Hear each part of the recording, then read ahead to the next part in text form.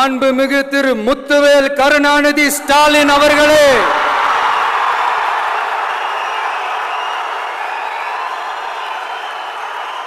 உங்க ஆட்சியை பத்தி கேள்வி கேட்டா மட்டும் ஏன் சார் உங்களுக்கு இவ்வளவு கோபம் வருது? இதுல வேற உங்களை அப்பான்னு வேற கூப்பிடுறாங்கன்னு சொல்றீங்க. மாண்புமிகு திரு மோடிஜி அவர்களே, ரெண்டு பேருக்கு நடுவுல தான் போட்டியே. ஒன்னு டிவிகே, இன்னொன்னு டிஎம்கே. உங்க அரசுக்கு ஏஞ்சி தமிழ்நாடு தமிழர்கள்னாலே அலர்ஜி? சாதாரணமா இருக்கிற காத்து சூறாவளியா மாறும், ஏன் சக்தி மிக்க புயலா கூட மாறும். நான் ஒரு படத்துல சொல்லுவேனே, லியோவை பார்க்கணும், லியோவை பார்க்கணும், லியோவை பார்க்கணும். தமிழுக்கு அமுதென்று பேர், அந்த தமிழின்ப தமிழங்கள் உயிருக்கு நேர். இன்னைக்கு தமிழ்நாடு இருக்கிற சூழல்ல நாம் ஒரு புதிய வரலாற்றை படைப்பதற்கு தயாராக வேண்டிய அவசியத்தை நீங்க எல்லாருமே நல்லா புரிஞ்சு வச்சிட்டு இருப்பீங்கன்னு நான் நம்புறேன். அரசியல்னா என்னங்க? ஒவ்வொரு குடும்பமும் நல்லா வாழணும்னு நினைக்கிறது அரசியலா? இல்ல ஒரே ஒரு குடும்பம் மட்டும்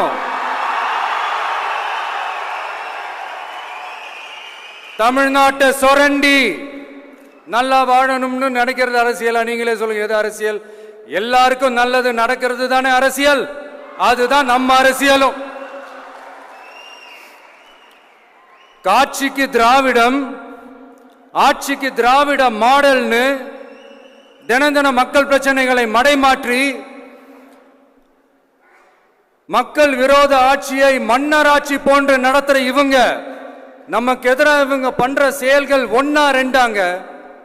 மாநாட்டில் ஆரம்பிச்சதுங்க. மாநாட்டில் ஆரம்பிச்சு அதுக்கப்புறமா நான் கலந்துக்கிட்ட அந்த புத்தக வெளியீட்டு விழா, நான் பறந்து போன அன்னைக்கு நம்மளுடைய 2ஆம் ஆண்டு துவக்க விழா அன்னைக்கெல்லாம் சிட்டிக்குள்ள எந்த ஹாலும் எந்த கல்யாண மண்டபம் கொடுத்துடக்கூடாதுன்னு அங்க போய் மகாபலிபுரத்தில் போய் அந்த ஃபங்க்ஷனை பண்றோம். ஏன் இன்னைக்கு பொதுக்குழு வரைக்கும் எங்கெல்லாம் எப்படியெல்லாம் தடைகள்?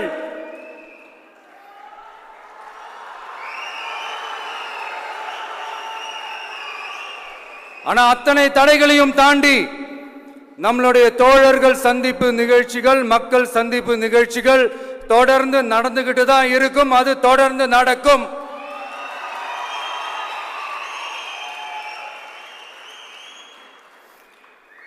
நம்மளுடைய தோழர்கள் அர்ஜுன் பிரதர், நிர்மல் குமார் பிரதர், நம்ம ரமேஷ் பிரதர், இவங்கெல்லாம் போட்டு அடி அடி நடிக்கிறாங்க.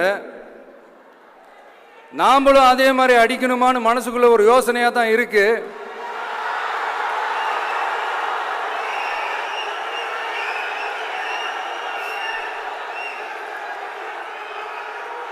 ரைட்,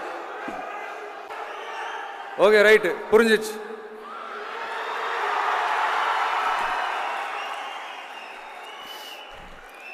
மாண்புமிகு மன்னராட்சி முதல்வர் அவர்களே,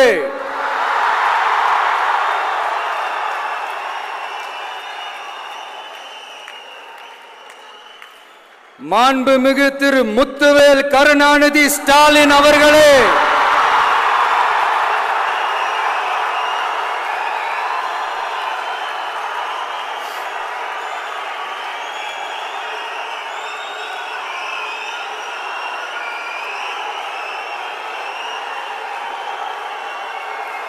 பேரை மட்டும் வீராப்பா சொன்ன பத்தாதவர்களே, செயல்லையும் ஆட்சியிலையும் அதை காட்டணும் அவர்களே. ஒன்றியத்தில் பாஜக ஆட்சியை ஒரு பாசிச ஆட்சின்னு அடிக்கடி அறைகூவல் விடுத்துவிட்டு இங்க நீங்க பண்ற ஆட்சி மட்டும் என்னவா? அதுக்கு கொஞ்சம் கூட குறைவில்லாத அதே பாசிச ஆட்சி தானே. ஒரு கட்சி தலைவனா ஜனநாயக முறைப்படி என் கழக தோழர்களையும் என் நாட்டு மக்களையும் பார்க்கறதுக்கோ சந்திக்கிறதுக்கோ தடை போடுறதுக்கு நீங்க யாருங்க?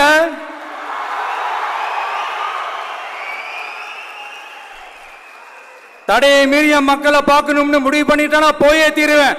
சட்டத்தை மதிக்கணும்ன்ற ஒரே காரணத்துக்காக தான் அமைதியா இருக்கிறேன். நேத்து வந்தவெல்லாம் முதலமைச்சர் ஆகணும்னு கனவு காண்றான்னு சொல்றீங்க. அது நடக்கவே நடக்காதுன்னு சொல்றீங்க. அப்புறம் ஏங்க எந்த கட்சிக்கும் இல்லாத நெருக்கடியை தமிழக வெற்றி கழகத்துக்கு மட்டும் போட்டுக்கிட்டே இருக்கிறீங்க?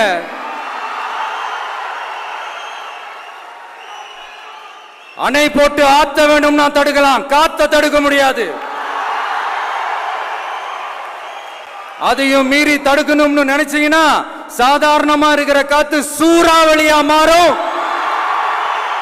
ஏன் சக்தி மிக்க புயலா கூட மாறும். எனது அருமை தமிழக வெற்றி கழக தோழர்களே, நான் மாநாட்டில் ஒரு விஷயத்தை ரொம்ப வலியுறுத்தி சொன்னேன். அதே தான் இங்க நான் திரும்பவும் ரிப்பீட் பண்றேன். இந்த மண் பிளவுவாத சக்திகளுக்கு எதிரான மண், சகோதரத்துவ மண், சமய நல்லிணக்கத்தை பேணும் சமூக நீதிக்கான மண். இதை நம்ம பாதுகாத்தே தீரணும். உங்க எல்லாரையும் வேண்டி வேண்டி கேட்டுக்கிறேன்.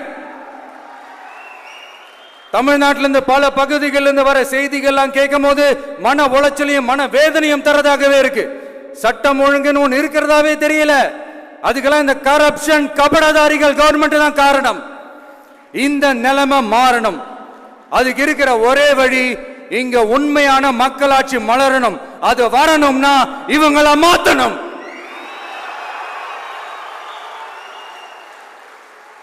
அதுக்கு என்ன வழி? அதுக்கு நாம என்ன செய்ய போறோம்? நம்மளுடைய தோழர்கள் டெய்லி மக்களை போய் பாருங்க, அவங்களோட பேசுங்க, ஒவ்வொரு தெருவுக்கும் போங்க, ஒவ்வொரு வீட்டுக்கும் போங்க, அவங்களோட பிரச்சனைகள் என்னன்னு கேளுங்க, அதை தீர்க்கிறதுக்கு என்ன வழின்னு யோசிங்க. அப்பதான் அவங்களுக்கு நம்ம மேல ஒரு நம்பிக்கை வரும். அப்படி ஒரு ஆழமான நம்பிக்கையை விதைச்சிட்டு அதுக்கப்புறமா நிமிந்து பாருங்க. ஒவ்வொரு வீட்டோட உச்சிலையும் தமிழக வெற்றி கழகத்தோட இரட்டை போர் யானை வாகை மலர் கொடி தானா பறக்கும், தானா பறக்கும்.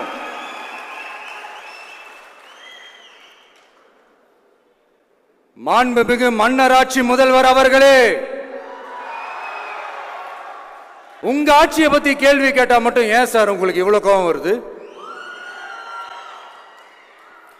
நீங்க ஒழுங்கா ஆட்சி நடத்திருந்தீங்கன்னா பெண்கள் பாதுகாப்பு ஒழுங்கா இருந்திருக்கும், சட்டம் ஒழுங்கு சரியா இருந்திருக்கும். பச்சை பிள்ளைங்க, படிக்கிற பிள்ளைங்க, சின்ன பொண்ணுங்க, வீட்டில் இருக்கிற பொண்ணுங்க, வேலைக்கு போற பொண்ணுங்கன்னு இவங்க எல்லாருக்கும் நடக்கிற கொடுமைகளை சொல்ல முடியல சார்.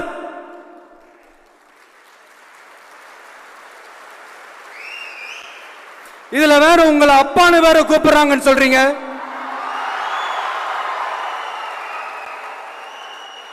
தினம் தினம் உங்களுடைய இந்த கொடுமைகளை அனுபவிச்சுட்டு இருக்கிற என்னுடைய சகோதரிகளான தமிழ்நாட்டு பெண்கள் தான் உங்களுடைய அரசியலுக்கே ஒரு முடிவு கட்ட போறாங்க, உங்களுடைய ஆட்சிக்கே ஒரு முடிவு கட்ட போறாங்க, உங்களுடைய இந்த அரசியல் வாழ்க்கைக்கே ஒரு முடிவு கட்ட போறாங்க.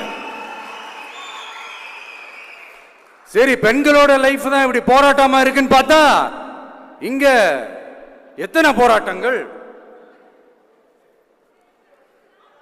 பரந்தூர் போராட்டம், அரசு ஊழியர்கள் ஆசிரியர்கள் போராட்டம், போதைப் பொருள் எதிர்ப்பு போராட்டம், வரி உயர்வு போராட்டம், மீனவர்கள் போராட்டம், போக்குவரத்து ஊழியர்கள் போராட்டம், சாதிவாரி கணக்கெடுப்பு போராட்டம், சாம்சங் தொழிலாளர்கள், டங்ஸ்டன், விவசாயிகள் போராட்டம், மின்கட்டண உயர்வு எதிர்ப்பு போராட்டம், இஸ்லாமிய அமைப்புகள், செவிலியர்கள், மருத்துவர்கள், இந்த மாதிரி போராட்டங்கள். இதெல்லாம் சும்மா சாம்பிள் தான். இது இன்னும் சொல்லிட்டே போலாம், இந்த நாள் பத்தாது. ஆனா இந்த எல்லா போராட்டங்களுக்கும் தமிழக வெற்றி கழகம் கூட நிற்கும்.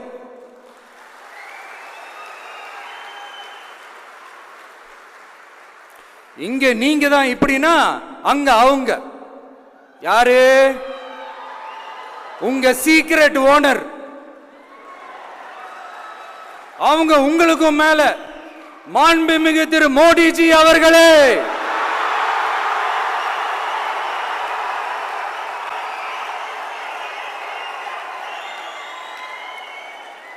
என்னமோ உங்க பேரெல்லாம் சொல்றதுக்கு எங்களுக்கு ஏதோ ஒரு பெரிய பயம் மாதிரியும் அப்படி ஒரு விஷயத்த சொல்லிடுறது. பேரை சொல்லணும், பேரை சொல்லணும், பேரை நான் ஒரு படத்துல சொல்லுவேனே, லியோவை பார்க்கணும், லியோவை பார்க்கணும், லியோவை பார்க்கணும்.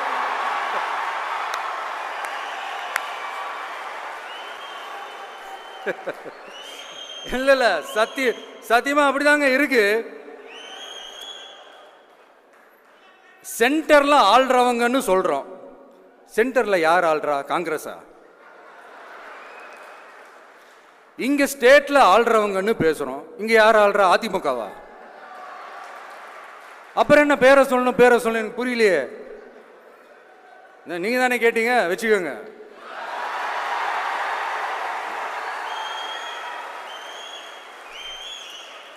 ஓட்டுக்காக காங்கிரஸ் கூட தேர்தல் கூட்டணி, கொள்ளையடிக்கிறதுக்காக உங்களோட, அதாவது பாஜகவோட மறைமுக அரசியல் கூட்டணி, இப்படி உங்க பேரை சொல்லியே மக்களை ஏமாத்துறதும், உங்க பேரை சொல்லியே மக்களை பயமுறுத்துறதும், இப்படி இந்த கரப்ஷன் கபடதாரிகளுக்கு மறைமுகமாக உதவும் உங்க அரசுக்கு ஏஞ்சி தமிழ்நாடு தமிழர்கள்னாலே அலர்ஜி.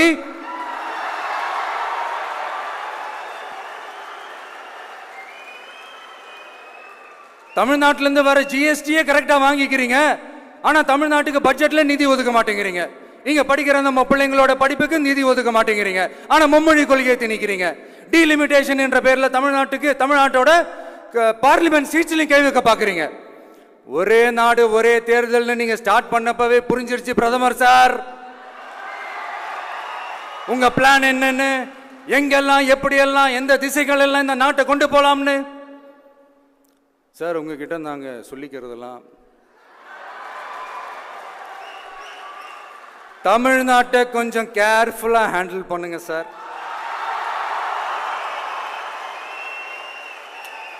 ஏன்னா தமிழ்நாடு பல பேருக்கு தண்ணி காட்டின ஸ்டேட் சார், பல பேருக்கு தண்ணி காட்டின ஸ்டேட் சார். பார்த்து சார், பார்த்து செய்யுங்க சார், மறந்துடாதீங்க சார்.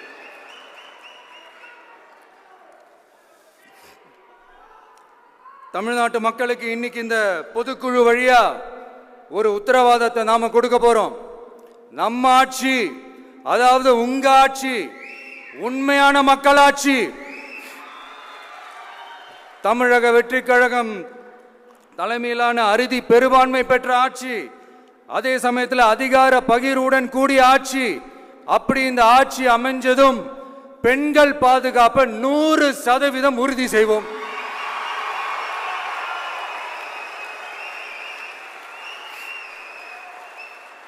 சட்டம் ஒழுங்கு ரொம்ப முறையா ஸ்ட்ரிக்டா வச்சிருப்போம். கல்வி, சுகாதாரம், மருத்துவம்னு அத்தனையிலையும் ரொம்பவே கவனம் செலுத்துவோம். அதுவும் எல்லாருக்கும் ஈஸியா ஈக்குவலா கிடைக்கிற மாதிரி செய்யறது தான் நம்ம டார்கெட்.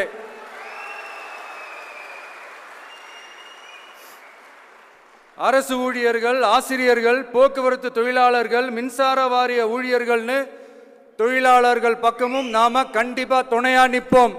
ஏன்னா நாம எப்பவுமே உழைக்கிறவங்க பக்கம்தான்.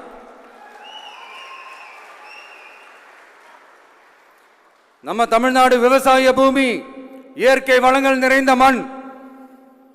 இந்த விவசாயத்துக்கும் இயற்கை வளங்களுக்கும் எதிராக எந்த விதமான ஒரு திட்டத்தையோ நடவடிக்கையோ கொண்டு வர்றதை எங்களால் ஏற்கவே முடியாது. எங்க மண்ணை, மக்களை பாதிக்கிற மாதிரி திட்டங்களை தயவு செஞ்சு செயல்படுத்தாதீங்க, அதை நாங்கள் எதிர்க்கவே செய்வோம்.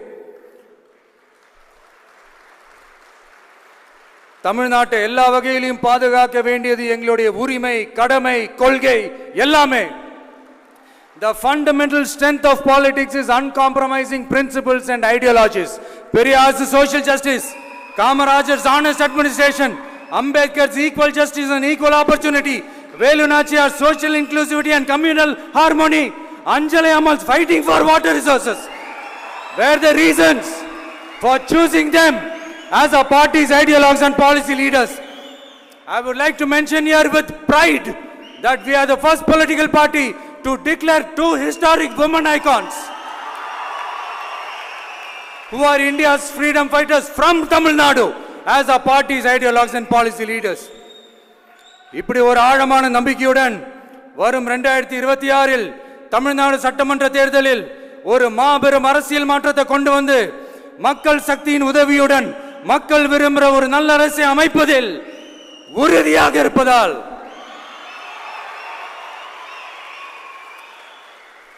அதை தடுக்கிறதுக்குன்னு சில பேர் பகல் கனவு காண்பார்கள் இல்லையா? அவங்க எல்லாருக்குமே சொல்லிக்கிறது ஒண்ணுதான், காற்று, மழை, வெயில், இயற்கையை யாரால் கட்டுப்படுத்த முடியும்? யாரால் தடுக்க முடியும்? இவை எல்லாம் கடவுளால் உருவாக்கப்பட்டவை. அப்படிதான் எம் மக்களுக்கான அரசியலையும் யாராலும் தடுக்க முடியாது. அரசியல் சூறாவளியையும் தேர்தல் சுனாமியையும் தடுப்பார் எவர். அப்படிதான் எம் மக்களுக்கான அரசியலையும் அந்த வெற்றியையும் யாராலும் தடுக்க முடியாது. அப்படி தடுக்கணும்னு நினைக்கிறவங்களோட கனவு ஒரு நாளும் மெய்ப்படாது. Before concluding my speech, few words from William Blake. Men may come, men may go, but I go on forever.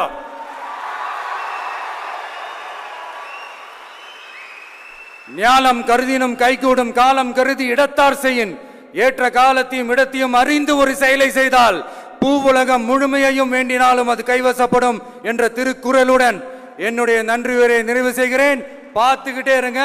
அடுத்த வருஷம் இதுவரைக்கும் தமிழ்நாடு சந்திக்காத ஒரு வித்தியாசமான ஒரு தேர்தலை சந்திக்கும்.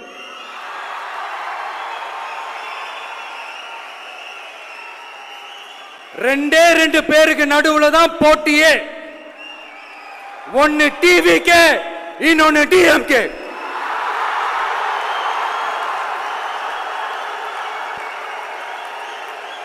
கான்பிடண்டா இருங்க, நல்லதே நடக்கும், வெற்றி நிச்சயம். மீண்டும் சந்திக்கும் வரை நன்றி, வணக்கம்.